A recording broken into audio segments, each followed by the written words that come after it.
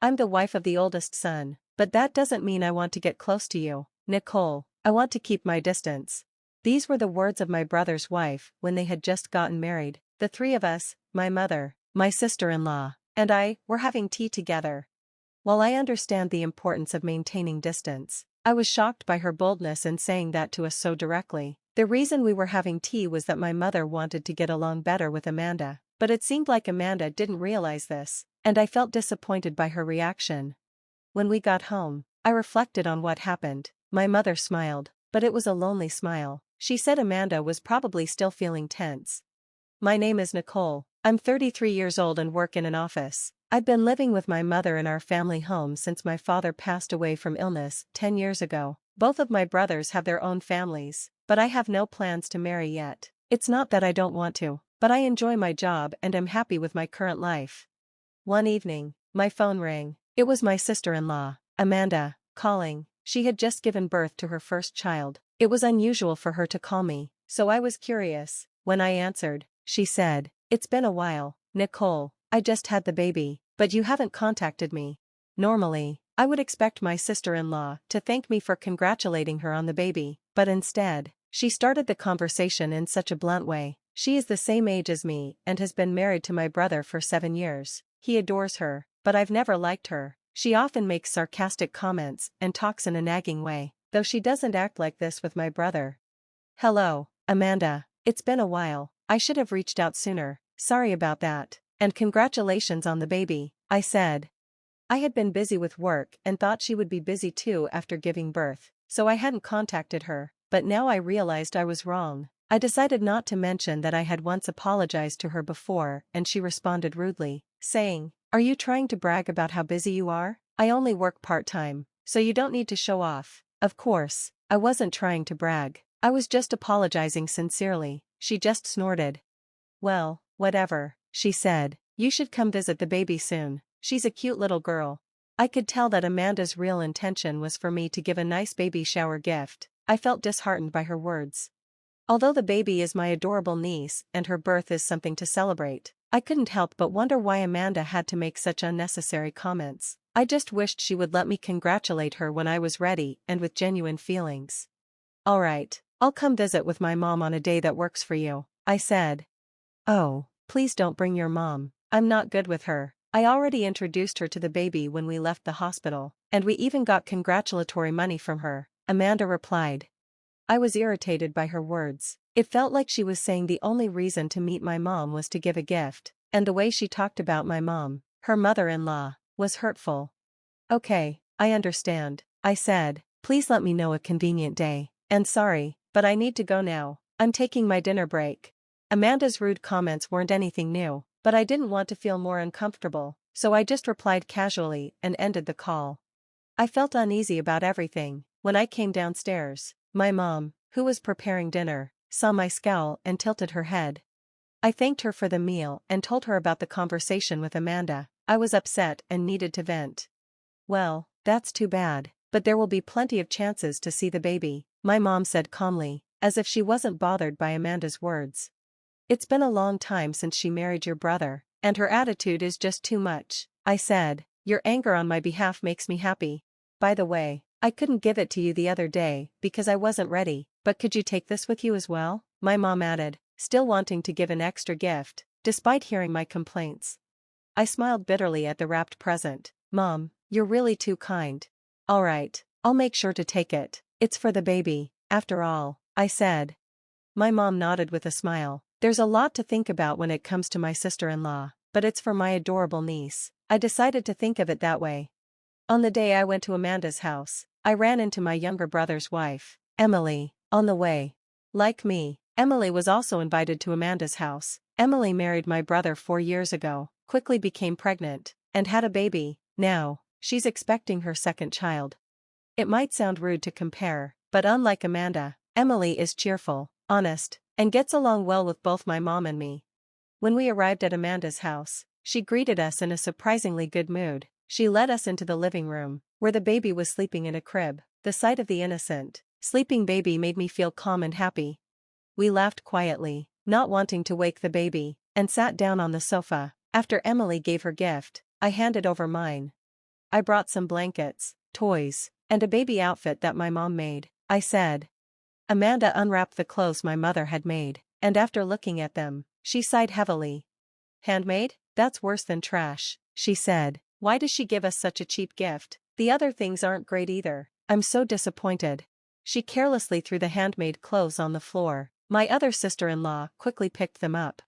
That's so terrible. Our mother-in-law took so much time making these and wrapped them so neatly. If you don't want them, I'd be happy to take them, Emily said. Amanda just laughed dismissively at Emily's words. Really? She replied. If you want them that badly, go ahead, Amanda said, her tone clearly condescending. If you think they're worth keeping, please do. I'm sure my mother would be happy too, I responded. At my words, my other sister-in-law's face lit up. I'm so happy. These are like high-end brand clothes. When the baby is born, I'll dress them in these. I can't wait. Her innocent joy was somehow comforting. If my mother were here, she would probably say the same thing. Wait, what do you mean by high-end brand? Amanda asked, looking confused. After the three of us siblings became independent, my mother started selling her handmade crafts online. She used her skills in sewing and other hobbies, and over time, her work became a high-end handmade brand due to the quality of materials and design. The fact that they were handmade made them rare and valuable. She had even received collaboration offers from luxury brands. Amanda had never shown interest in me or my mother and kept her interactions to a minimum, so she didn't know about any of this. My brother should have known, but maybe he didn't think it was important to mention. After I explained, Amanda looked surprised. I never heard about that. Wait, that changes things. Give it back. She tried to grab the clothes back from my other sister-in-law, but I quickly stepped in between them and stopped her. What would you do if something happened to Emily or her unborn baby? I asked sharply. My words seemed to strike a nerve with Amanda. Her face turned red, and she started venting her emotions like steam from a kettle. No one would think clothes made by my mother-in-law as a hobby would be high-end. It's like a trick. You sly woman, she yelled. Nicole gets to do what she loves, even though we're the same age. It's not fair, she continued. Emily had a baby right away and is already expecting her second. It's so sneaky. Show some consideration and hold back a little. In short, that was her rant. Most of it had nothing to do with the current situation, and it seemed like the majority of it was jealousy towards me and Emily. I finally understood why she was always so harsh towards my family members, except my brother. After getting married, Amanda quit the job she loved and switched to part-time work so she could focus on housework and trying to have a baby. During this time, she may have felt resentment towards me for being able to work and towards my other sister-in-law for getting pregnant so quickly, but that's a separate issue. However, just because she's feeling this way doesn't mean she can say whatever she wants or ruin someone's heartfelt gift, whether it's high-end or not. Amanda's emotions exploded, and she started crying loudly, which made the baby cry as well. Emily, who was worried about the baby, tried to approach, but Amanda yelled at her, telling her to stay away from her child. Both Emily and I didn't know what to do. Then my brother came home from work. Seeing his wife and baby crying in this strange situation, his face showed he was confused. What happened? He asked. I explained what had been going on while my brother picked up the crying baby to try and calm it. He apologized to both Emily and me. I'm sorry, Amanda might be a bit neurotic because it's her first time parenting. Emily, I'm sorry to trouble you when you're pregnant. Are you feeling okay? His concern for Emily seemed to upset Amanda even more. She yelled at him, don't flirt with someone else's husband while you're pregnant. My brother scolded her, saying, stop it, but Amanda just whimpered and started crying again. I'll handle this. You two don't worry, you can go home. I'm sorry things turned out like this, even though Amanda invited you over, my brother said apologetically. As we left their house, I felt bad for Amanda. Outside, the sun was starting to set, and it was getting dark. I wondered if Amanda would be okay. I understood how she felt since I had been tense during my first pregnancy, and it was mentally tough. Despite being verbally abused, I still worried about Amanda. My mom and Emily are such kind-hearted people, and at least it didn't seem like Emily was hurt by Amanda's harsh words, which made me feel a bit relieved. Don't worry, my brother's there, so everything will be fine, I said, trying to cheer Emily up. A smile finally returned to her face. A few hours later, after dinner, I went back to my room and checked my phone. I saw multiple missed calls from Amanda.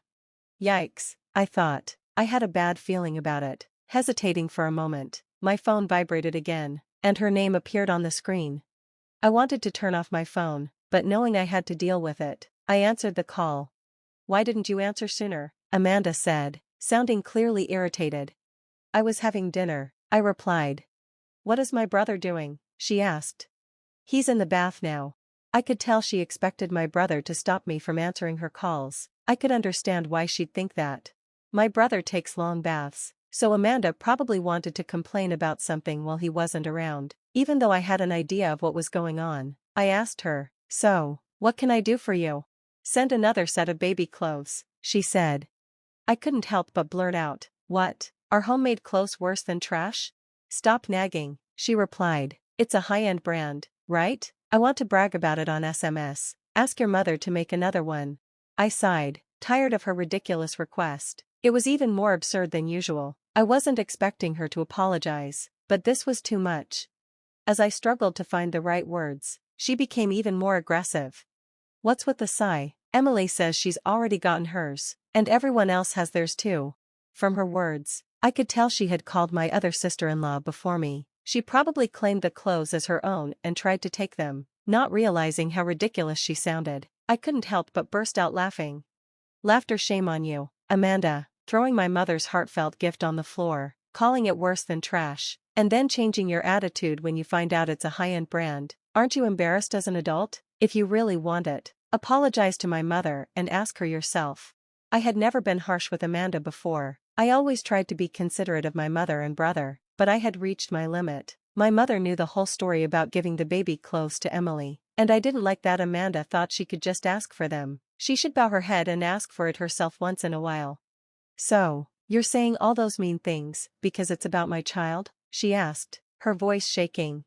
"It has nothing to do with that," I replied, but she fell silent, and I could hear her sobbing on the other end of the line. She seemed to be very sensitive when it came to being criticized.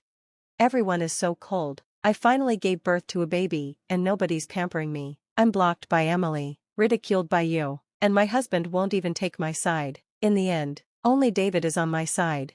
Her mentioning an unfamiliar name made me question what I had just heard. I was shocked to hear that even gentle Emily had blocked her, but she must have said something terrible to her on the phone. "Wait, who's David?" I asked. At my question, she gasped, realizing she had let something slip. She seemed to panic. As I waited for her to speak, I heard my brother's voice asking, "What's going on?" He must have just gotten out of the bath. Amanda was startled and stammered, "No, no, no, that's not David. He's just an online friend. You're misunderstanding things." I didn't know what the misunderstanding was, but Amanda was desperately trying to make excuses. Suddenly, I heard my brother's voice as he took the phone from her. "You're talking to Nicole." "Sorry, Nicole, but I need to talk to her for a moment." His voice was lower and angrier than usual. I agreed and hung up. It seemed like things were about to get worse. Later, my brother came to our house to tell us he was getting a divorce. First, he apologized for his wife's treatment of our mother's handmade clothes, which she had called trash. Amanda had always looked down on Emily, my mother, and me, so it was ironic that she felt belittled by a handmade gift. After the phone call, my brother confronted Amanda about the mysterious David. Since my brother had been busy with work, she had met David online and eventually cheated with him in person. Amanda confessed everything. She tried to justify it as a mistake due to loneliness, but that excuse didn't hold up. I knew my brother had been trying to balance work and family life, and it broke my heart to think about his feelings. Even my usually calm mother showed anger toward Amanda. They decided to do a DNA test on the baby, just in case. I never imagined that a simple visit to deliver a baby gift would lead to all of this. In the end, the DNA test proved that the baby wasn't my brother's. He received a large amount of compensation from Amanda and her lover, and the divorce was finalized. Amanda was also dumped by her lover and would likely have to work day and night to support herself. At least the baby would be raised by her sensible grandparents, not Amanda. 3 years have passed. My mother's handmade clothes and accessories are still loved by many. Emily and I are, of course, longtime fans. I got married last year and am now pregnant. My mother is already excitedly planning the baby's clothes. My brother, deeply hurt by what happened with his wife, has recently found a new girlfriend. I sincerely hope that he will find true happiness this time. Later, my brother came to our house to tell us he was getting a divorce. First, he apologized for his wife's treatment of our mother's handmade clothes, which she had called trash. Amanda had always looked down on Emily, my mother, and me, so it was ironic that she felt belittled by a handmade gift. After the phone call, my brother confronted Amanda about the mysterious David. Since my brother had been busy with work, she had met David online and eventually cheated with him in person. Amanda confessed everything. She tried to justify it as a mistake due to loneliness, but that excuse didn't hold up. I knew my brother had been trying to balance work and family life, and it broke my heart to think about his feelings. Even my usually calm mother showed anger toward Amanda. They decided to do a DNA test on the baby, just in case. I never imagined that a simple visit to deliver a baby gift would lead to all of this. In the end, the DNA test proved that the baby wasn't my brother's. He received a large amount of compensation from Amanda and her lover, and the divorce was finalized. Amanda was also dumped by her lover and would likely have to work day and night to support herself. At least the baby would be raised by her sensible grandparents, not Amanda. 3 years have passed. My mother's handmade clothes and accessories are still loved by many. Emily and I are, of course, longtime fans. I got married last year and am now pregnant. My mother is already excitedly planning the baby's clothes. My brother, deeply hurt by what happened with his wife, has recently found a new girlfriend. I sincerely hope that he will find true happiness this time.